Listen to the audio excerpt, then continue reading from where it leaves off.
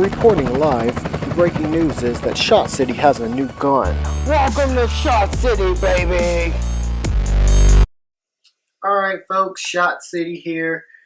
I've got some Glock 19s for you. We're going to do a tabletop review of these Glock 19s.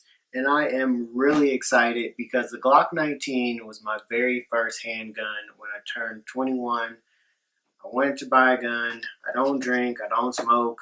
I was like, you know what?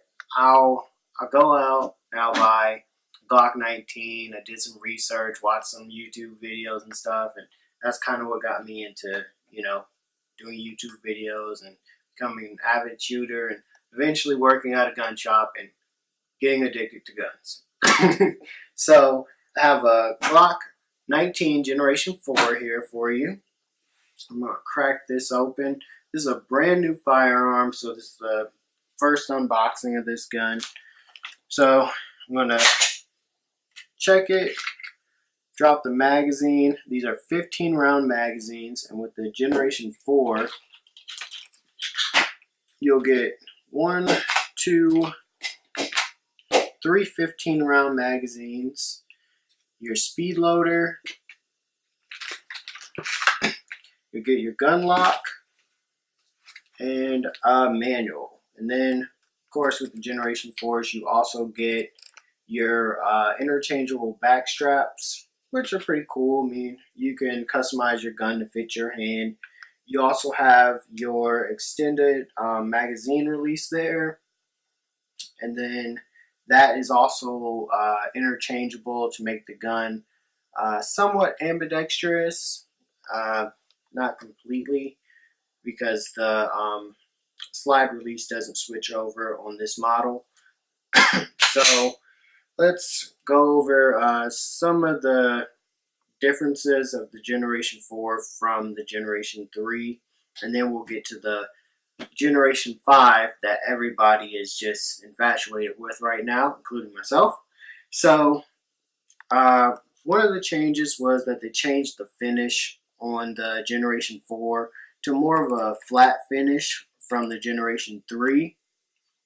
They added some texturing to the grip, which is actually really nice. It's like little small pyramids there on the grip, and that's when they began stamping the slide with the Generation 4. So Glock 19 Generation 4 is stamped on the slide.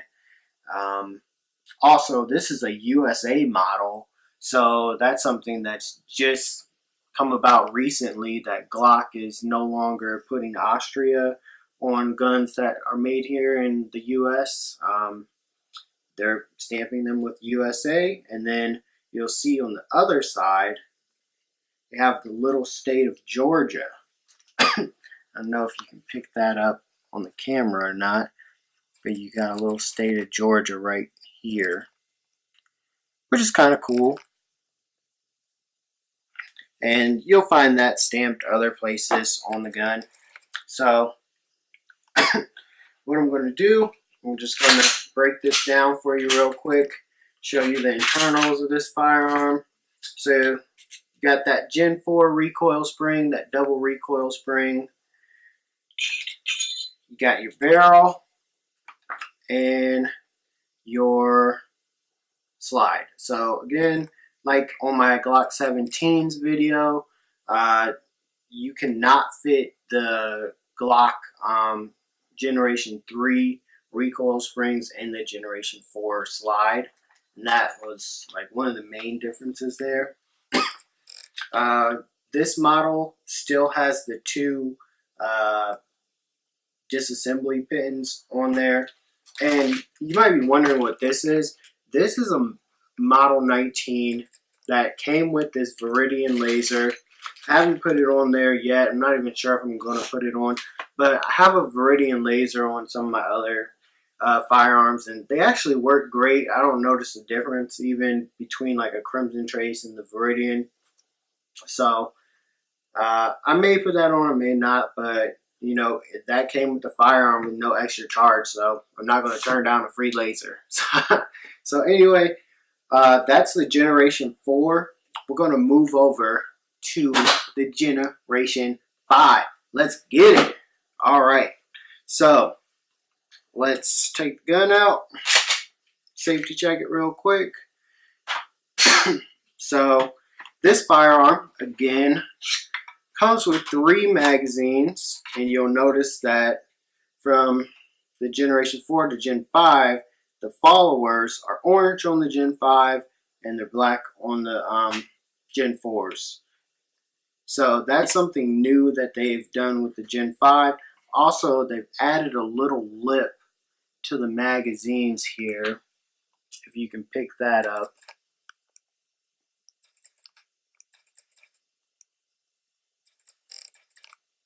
And also, on the Generation 4 and 5 magazines, there's a cutout on each side that allows you to switch over that magazine release. So this is like where the mag release or mag catch kind of keeps your magazine locked in there. And when you press the button, it releases it like moves the pressure off of these. So that's why they have the cuts on each side. Now your Generation 3s will still work in the Glock Gen 4s and Gen 5s, but that's just one of the differences. So with the Generation 5, you lose the finger grooves, and I'm not too partial to the finger grooves anyway, so that doesn't matter too much to me. You still have that texturing on the grip, that little pyramid texturing. You still have your extended magazine release, which is about the same size. I don't think it's any bigger or smaller.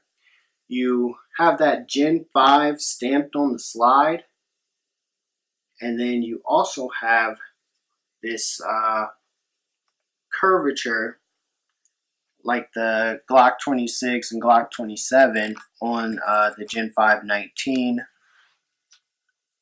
and 17, which is actually kind of nice. I like that. You also have your slide release on both sides. So especially for me, I'm going to pop a magazine in. Since I'm a left-handed shooter, the fact that I can make this gun completely left-handed for me is awesome. So that's I want to purchase this gun all day. If I can convert a Glock to be completely left-handed, that's huge for me. So also, you've got this little cutout at the bottom here, and what that kind of does is play with that. It plays into that lip on the magazine. So like if you need to quickly remove that magazine, you can grab up in there, rip it out, and you get it out quickly. And also you have a flared magazine well, and you can quickly load that up and drop the mag. So that's nice. That's a good feature. I don't know. I mean, it doesn't change much for me because I'm not a competition shooter or anything. May get into that someday, but that's a different story. So, you know, you got your back straps, your speed loader, you've still got your cleaning brush, and your gun lock. Now I'm going to break the gun down and just show you the internals of the firearm. And now that's one difference with the Glock Generation 5 that I didn't mention earlier, is that the finish is way darker than on the Generation 4. So let's see if I can put these side by side and if you can tell.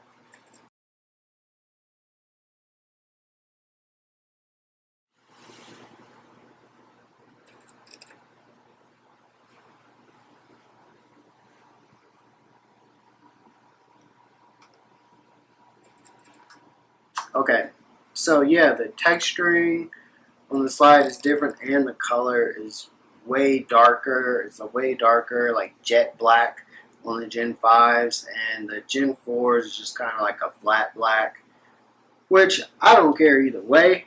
I actually like the Gen 5. It's a jet black. It's kind of more slick.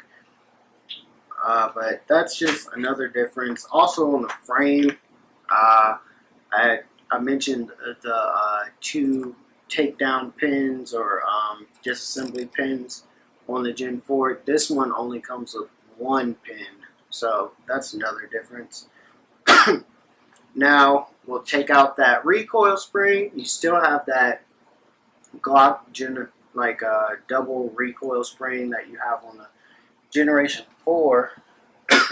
And I wonder, on the 17s it was a little bit longer, but on the 19s it looks to be the same height, so that's kind of interesting. Now you've got your barrel, and on the Gen 5s the barrel has been changed. The rifling of the barrel has been changed. This is called the Glock Marksman barrel. So they've changed it from the polygonal rifling to the just more standard rifling, which I haven't shot either of these guns yet, so can't really speak to that yet. But once we're out on the range with these, I'll be sure to let you guys know. And of course, I'll do a full range review and let you guys know how everything went, and you'll be able to watch me live shooting. I'm just gonna put this back together real quick, and I'll also put that Generation 4 back together, and we'll sit these guys side by side and just let you get a comparison look for your own eyes without me yapping. So I'll move these boxes out the way so you can just take a look with your own two eyes. So we've got the Gen 4 on bottom and the Gen 5 on top. And got to wipe them off a little bit so you guys really get a look at them.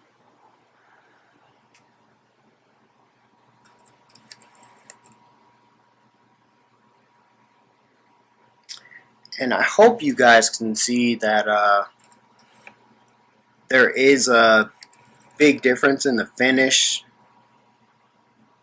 So if that's something that's going to bother you, you would probably want to stick with the Gen 4. But again, I'm a left-handed shooter, and the fact that I can switch this gun to fit me as a left-handed shooter, the Generation 5, that's huge.